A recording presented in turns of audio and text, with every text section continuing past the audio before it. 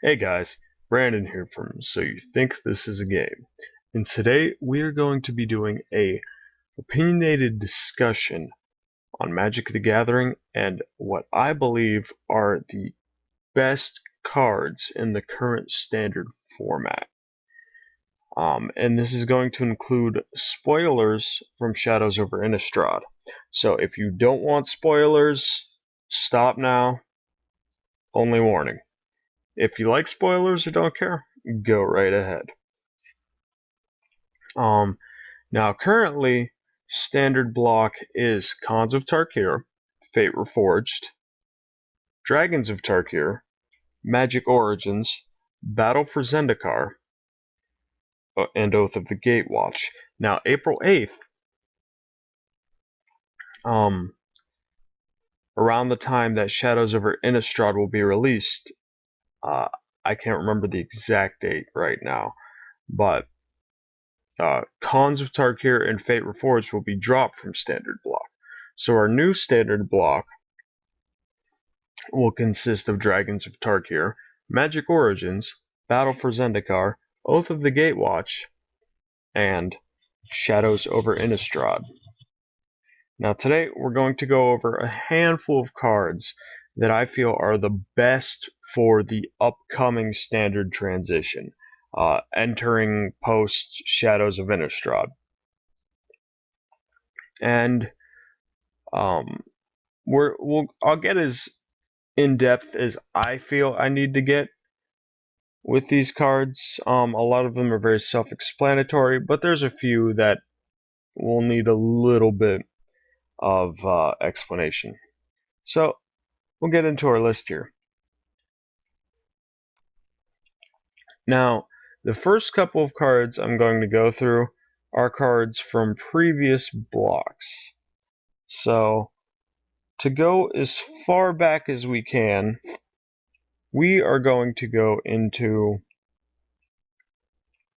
Dragons of Tarkir. Now, the first card we're going to be looking at is Gnar Set, Transcended. She's a planeswalker, and there are quite a few planeswalkers on this list. Why? Well, it's not so much for planeswalker hype, but planeswalker cards are very necessary to the game, and anyone who's played Magic before or still plays Magic knows that these cards can be integral to your strategy and to your deck build. Now, Gnar Set is one of my absolute favorite planeswalkers, especially in EDH and in blue-white control. She's extremely powerful, especially if you can maintain her to keep her on the field long enough to get her ultimate emblem ability off, which shuts down a gigantic portion of any opponent's deck. Now, she's a 4-drop, 2 colorless, 1 blue, 1 white. She comes out with 6 loyalty counters. Now, her +1 ability is look at the top card of your library. If it's a non-creature, non-land card, you may reveal it and put it into your hand. Meaning, any spells, enchantments, basically, if it's a sorcery, an instant, or an enchantment, aura, or equipment, and artifact. There's a couple things. Basically, if it isn't a land or a creature, you get to thin your deck out and just add cards to your hand, which is nice. Who doesn't like the +1 in a game? Her -2 ability. When you cast your next instant or sorcery spell from your hand, it gains rebound, meaning that it will go back to your hand. Its ability will still go off, but say you have mana to play it again, you can do that. Which is insane because it can almost give you there are situations where it can give you board state. And there's another card that I'm going to get into in a moment here that works tremendously well with this ability. We got this thing showing up again. And her -9 ability. You get an emblem with your opponents can't cast creature spells. That is completely insane. That's fucking retarded. It shuts down 50 to 90% of an opponent's deck, depending on how they're playing, what their creature count is, etc. They're stuck playing only creatures, and if they play a control deck, that's not very many to none at all. And if they're playing a deck with a lot of large creatures, that narrows down what they play. And it allows you to use kill spells without worry of countering and everything else, because remember, an emblem is a game state. It is not interactable with any card in the game, so you never have to worry about that emblem being harmed or losing that ability for as long as the game is commenced, which is just insane. She's uber powerful planeswalker, and for 4 mana, I think she's a little overpowered. Alright, next on our list, we're going to get into Magic Origins. The first card we're going to talk about is Languish. Now, this is a perfect card for mono black, black blue, and black green, especially in the upcoming format. It is a 4-drop sorcery, and all creatures get -4/-4 until the end of turn.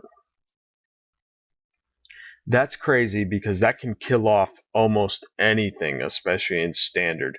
That is a large hit and can completely clear board. And for 4 mana, I think that is an extremely low cost to do something like that. Especially in a black deck where you can generate zombies tokens and get insane abilities off with vampires, lifelink, life gain, just really, really twisted things that can result from this card, just from having a proper setup or a well-planned or timed strategy, which just makes a lot of these cards just that much more powerful. And it's an excellent card to keep in a standard deck, especially in this format. Alright, the next one is another planeswalker. Jace, Bryns Prodigy. Now, this card was uber expensive, and it still is. I think, if anything, it's gotten more expensive than what it was for pre-order and when it initially came out. This is a 2-drop creature, transformation for a planeswalker card. You draw a card, then discard a card. If there are 5 or more cards in your graveyard, exile Jace Bryns Prodigy, then return him to the battlefield transformed under his opponent's control. Now, when you do that, it releases a planeswalker, but before we get into his planeswalker abilities, which I do not have the card pulled up, but I'll read off its abilities to you. This whole draw a card, discard a thing works well with Shadows of Innistrad because there's a lot of abilities like this. There are a lot of things that draw cards and discard cards, and then you have cards that have their madness abilities, which is new in the set, which allows you to discard a card but play it for its madness cost instead of putting it in the grave. Now, this still counts as a discard, but it allows you to cast it at the same time, which is very synergetic and is going to create a lot of really interesting combos. Honestly, I'm excited for it. I can't wait to see how it plays out. Now, when Jace is transformed and comes back, he is a planeswalker that enters the game with 5 loyalty counters, and his +1 is up to 1 target creature gets -2/-0 until your next turn, meaning that you can weaken a lot of opponents' creatures. In case they're on the offensive and you're trying to block, it's a good way to save yourself maybe a couple extra turns or reduce your damage, however you want to implement that. His -3 ability is you may cast target instant sorcery card from your graveyard this turn. If that card would be put into the graveyard this turn, exile it instead, meaning that you can use some of your best cards that happen to be floating in your grave that maybe you used early on in your game, and you can use it again. While it'll be exiled afterwards, so you can't repeat that trick, that is still pretty powerful because you're going to get to essentially use a card twice. It's almost like having an extra copy. You know, say you run a playset of a specific card, you now can run 5 to 8 of that card, depending on how you choose to use Jace's abilities. And then my favorite part of Jace Telepath Unbound is you get an emblem. Oh yeah, this is a -9 ability, by the way. You get an emblem with whenever you cast a spell, target opponent puts the top 5 cards of his or her library into his or her graveyard. Now, this can be bad if you're up against Delver decks, but we're currently in the transition for a block where Delver's not exactly going to be a prevalent or maybe even relevant thing. But this can be bad because of cards that have delirium abilities, like Geralf's Masterpiece and things like that. So while I am a fan of Mill, I am also hesitant in this format to suggest using that specific ability, because with Delirium being as it is, you can end up giving your opponent a unneeded advantage, which you do not want to do. I advise against that. So the next card we are going to discuss is we're going to get into Battle of Zendikar here. And we're going to start with planeswalkers, because who doesn't love planeswalkers?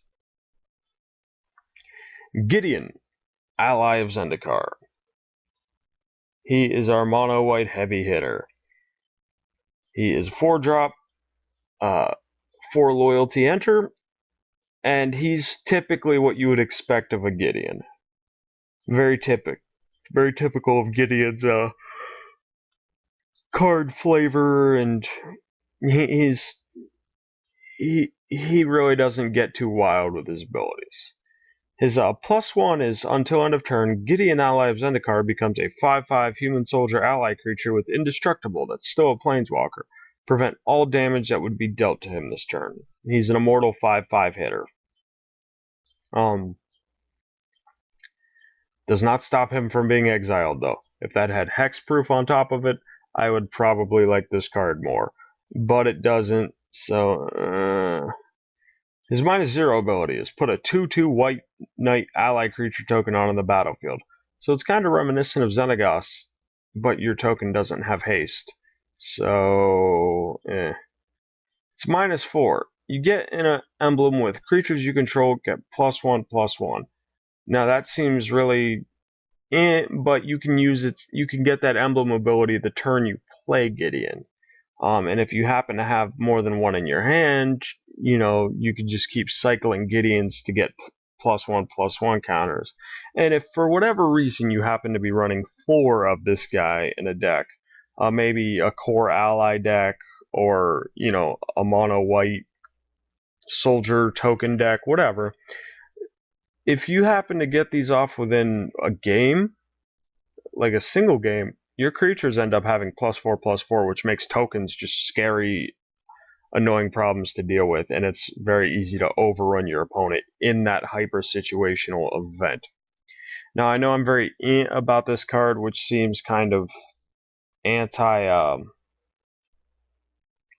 productive or counterproductive towards this video, but it is a good card. It's just not my cup of tea. So I definitely recommend Gideon, ally of Zendikar, for standard play. Next, we're going to go into Obnic Sillas. Now, this card is going to be... I thought this card was stupid good to begin with. This card, I'm telling you right now, is going to be a horrific nightmare for people to deal with once Shadows over Innistrad drops, especially in mono black and blue black. This is a scary card, and it's going to get even scarier. Like I said, this card's a horrific fucking nightmare. It's a 5-drop mono black planeswalker who comes in with 5 loyalty counters, so you're breaking even when you summon him. Now his +1 ability, you draw a card and you lose 1 life. Now that may seem bad, but that gives you hand advantage, and with a lot of cards having discard draw abilities, you're going to thin your deck out very quickly and you're going to get access to the cards you want. And with a lot of the lifelink that has come out in the Battle for Zendikar block, and a lot of the life gain that I know is going to come out of Shadows of Innistrad, losing 1 life to draw a card isn't exactly a big or hefty price to pay, and makes this a worthwhile ability. It's -3. Destroy target creature. You get to murder a creature for nothing. That is super powerful. And you'll just kill them off left and right. It's a very powerful ability. And say mid-game your opponent has a creature that you just can't get over. You drop an Sillas reignited, -3, and suddenly that creature is no longer a problem. I think that's ridiculous, and that's a very good ability. Now we'll get into his -8, and this is what makes him terrifying in this format, and in general. -8, target opponent gets an emblem with whenever a player draws a card, you lose 2 life. Now think about that. With his +1 ability on top of that, and all of the cards that are coming out in Shadows of Innistrad that have something to do with discard a card and draw a card, that is horrifying, because you can burn your opponent out in a single turn if you have the mana to do it, just by drawing cards. This is going to create a lot of synergetic combos, and it's really going to get ugly.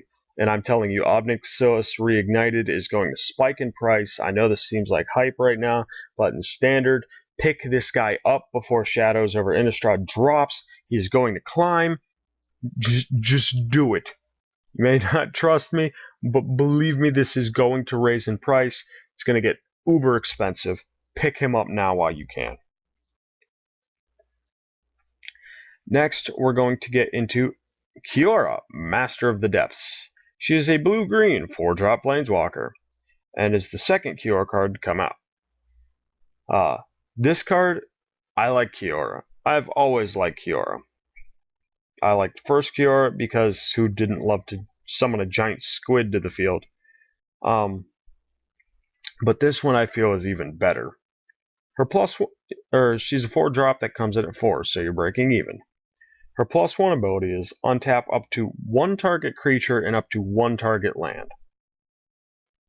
That's awesome, because say you have a creature you need to block with and you've just attacked with it. It's now available to block on your opponent's turn. Say you need a creature that you've used for ramp and mana. You can untap that land and that creature and use them both again to add that extra mana back to your pool to make a play. That ability can be integral and extremely useful in this format. I don't exactly know how strong blue-green is going to be when Shadows over Innistrad comes out, so I can't exactly make judgment calls on her worth or how good in the metagame she's going to be for Standard, but that ability itself is still relevant. Now her -2 ability, reveal the top 4 cards of your library. You may put a creature card and or a land card among them into your hand. Put the rest in your graveyard. Now this ability speeds up your draw and thins out your deck. It also allows you to kind of mana fix and kind of, add to your curve there. But I don't know. That ability, I'm 50-50 about. It's a good ability, but I tend to steer clear. Tired of abilities like that, but that doesn't mean that they're not useful just because I avoid them. Now, it's -8 ability. She will allow you to get an emblem with whenever a creature enters the battlefield under your control, and this wording is important right here. You may have it fight target creature. It does not have to fight target creature. And then put 3 8/8 blue octopus creature tokens onto the battlefield. So whenever you play a creature, you get 4 creatures, and 3 of them are 8/8s. That's horrifying. That's a nightmare for whoever you happen to be playing against. That's just ridiculous. Alright, so this is going to be the end of part 1 of our video here. Let me know what you guys think about the cards that we've talked about so far. Do you agree with my choices? Do you have picks of your own? Let me know in the comments below. Don't forget to like and subscribe to our YouTube channel and give this video a thumbs up. At 200 subscribers, we will be giving away 5 intro packs for Shadows over Innistrad, and at 500 subscribers, we will be giving away 2 cases of Yu-Gi-Oh! Premium Gold, Infinite Gold. Like us on Facebook, follow us on Twitter, follow us on Tumblr, follow us on Twitch, and don't forget to check out the official merchandise store.